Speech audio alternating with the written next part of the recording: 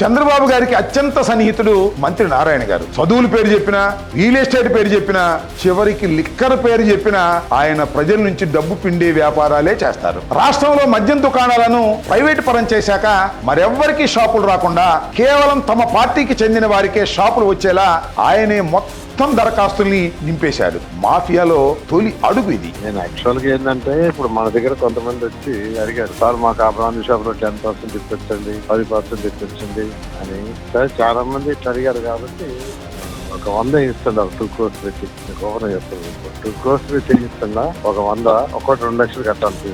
అంటే ఇప్పుడు ఒక 5 మందికి కలిసి ఒక షాప్ ఇచ్చారనుకో, పెట్టుబడి పెట్టుకోవాలి 3-5 లక్షలు. ఎవరైతే పెట్టుబడి పెట్టి భాగస్తులుగా 5 మంది చేస్తారో మీకు 3 లక్షలు 2.5 లక్షలు పెట్టుబడి పెట్టాలి. అంటే ఫస్ట్ ఇన్స్టాల్మెంట్ 85 lakhs కట్టాలి. మళ్ళా షాపు దాని ఎస్టాబ్లిష్మెంట్ కంపెనీ నేను అప్లికేషన్ ఫీజు వరకు కడుతున్నా. మరొక ఎమ్మెల్యే జేసీ ప్రభాకర్ రెడ్డి గారు లిక్కర్ వ్యాపారం నుంచి ఎవరైనా తమకు 15% మామూలు ఇవ్వాల్సిందేనని ఇలా మీడియా సాక్షిగా ఎంత బాగా చెప్పారో మీరే వినండి. నీ అమ్మ మేము తింటాంలే, 15% పెట్టుబడి లేకుండా ఉంటుంది, 20% నేను పెట్టుబడి పెడతా, నాకు ఇవ్వాల్సిందే.